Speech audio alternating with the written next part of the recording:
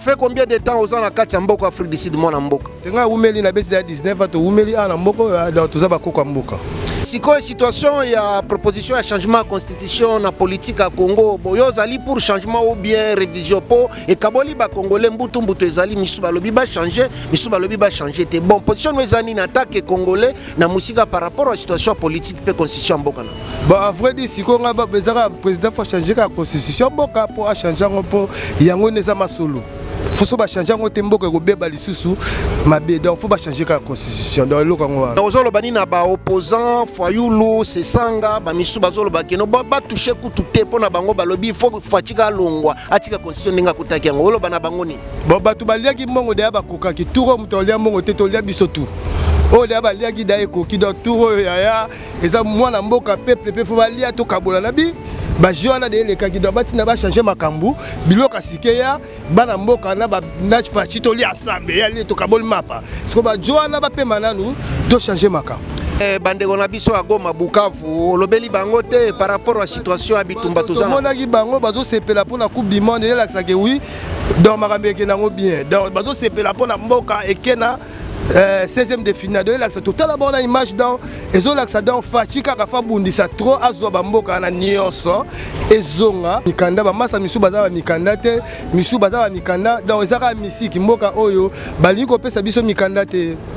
Mais ezali gouvernement to ezali groupe abatu poto moni gouvernement azo batela batu bazo tia ba communiquer pona koloba ete ba étranger bo bangate loi ezali wana gouvernement ko batela bino to moni la police aza partout azali ko protéger ezali groupe aba individu sud-africain de bazali ko sala ngo beza gouvernement po esengeli précision ezala mona mbo bon à vrai dire pena ezaba individu na gouvernement bata gouvernement ndambu ba ministre pona ba propagande na bango nde bazo kanga bana mboka po ba bundisa ka bande ko na bango biso ba étranger ba benga na biso bon parti ya gouvernement pesa na bango po bango pe bazo bazaka complice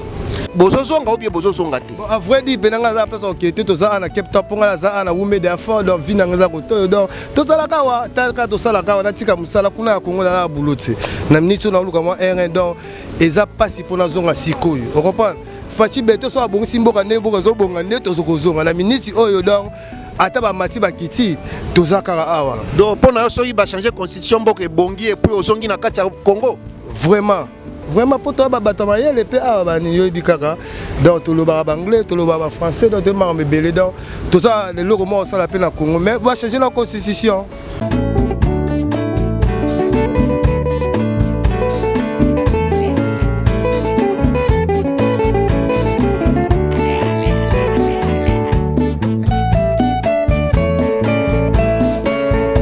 Baike bana mboka batata ba mama bandeko wa bolingo mbote na bino jambo eno beto wabu sanga yo wabu mbote na ben boye malamu na mayenga ni télévision mais na émission na biso to solo la politique nazali wabino Patrick Chimanga tata mayenga ni mwana ya mama Kalanga baike bana mboka nde na uti ko bisabino tozali kolanda ba congolais bisika nyonso tu bazali mwana mboka ko pusana mo mukepe to solo la pusana yaka vraiment pusana vraiment tozolanda ba congolais bisika nyonso tu bazali mbote mwana mboka mbote vraiment kombo nani tala bango kuna ba bazolanda yo comme on a Kindi Tour d'Europe, Kindi Peggy, naza la Kapa banini, naza la Kata Cape Town to vivre awa na sala koto bani. Ozali congolais to ozali moto ekolo musu. Tena congolais pena Congo de DRC Kinshasa na Kata matete idéologie toujours. Vraiment tozali na moko bana matete bino tu ba membre na biso matete bozo tala biso partout dans le monde tozana moko na bino mais mona mboka boni situation ba congolais na kati ya Afrique du Sud. Tozaka na cadre boulot to sa musala na Cape Town to sala na Capitec ndeka eza to luka mwa mukie pomboka o makambe belé trop bazolinga biso te mais tozo cascade kaka mboka o makambo ebele bazolinga biso te ndenge mwana mboka uti koloba mais balobaki lelo le 30 ezali mokolo esengeli ba congolais nyonso tu bazongi pa na bango to ba étranger en général situation ngo eza ndenge nini bon yo ozongi te pona nini ozosala nini au moment balobi bato bazonga Bon, biso heureusement tout ça na Cape Town mais makambango za moi bien mais makambango za ngo moi calme na Cape Town mais ça pas si kaka po on comprend ça la pas si po ba diriba ba nini ba otake bande ko bitumba ba bo makabango bazo bunisaka bango dans gouvernement mboko vraiment et ça mama bien te pona ba mikanda ba masa misu baza ba mikanda te misu baza ba mikanda donc ezaka misiki mboka oyo bali ko pesa biso mikanda te.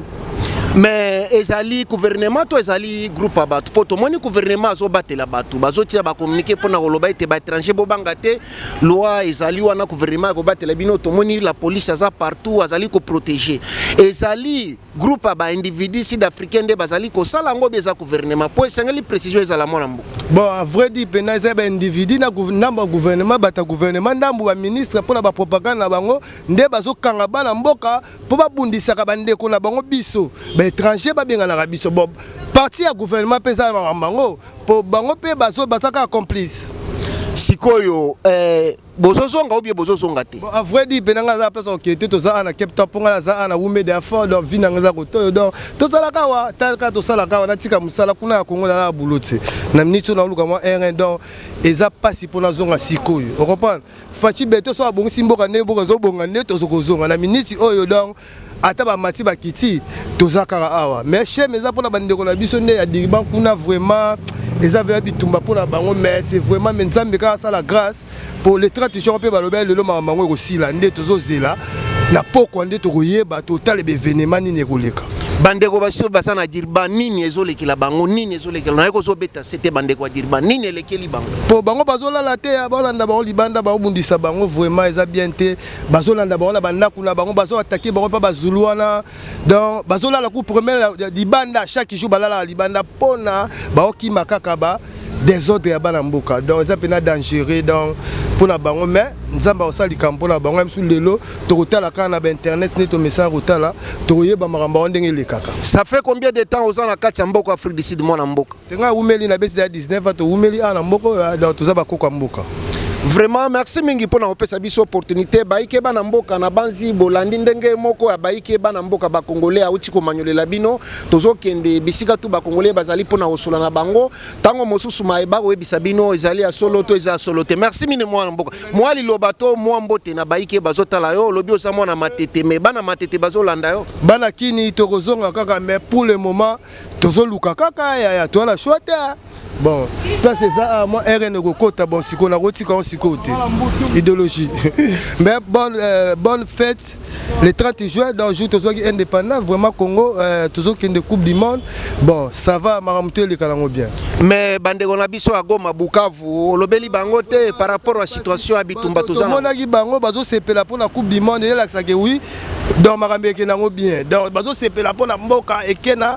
16e de finale de l'axe total abord na image dans ezo l'axe dans Fachika kafa bundisa trop azo bamboka na nyonso ezonga tozonga kana bomoko. Mais si quoi situation il y a proposition à changement de constitution na politique à Congo boyo zali pour changement ou bien révision po et kaboli ba congolais mbutu mbutu ezali misuba lobi ba changer misuba lobi ba changer te bon position ezani na attaque congolais na musika par rapport à la situation politique pe constitution mboka na bon à vrai dire si konga ba bezaka président faut changer la constitution mboka pour changer ngo yango neza masolo faut so ba changer ngo temboka ko beba lisusu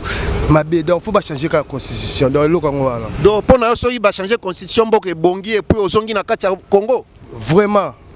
pour toi bato mayele pe a ba ni yobi kaka donc to lo ba anglais to lo ba français donc te ma mebele donc tout ça le logo mo ça la peine na Congo mais va changer la constitution. Mais ozolo bani na ba opposant Fayulu Sesanga ba misu bazolo ba keno ba toucher kutu te pona bango balobi faut fatika longwa atika constitution ninga kutaki yango olo bana bango ni bon batu baliaki mongo de ba koka ki turo mutolia mongo te tolia biso tu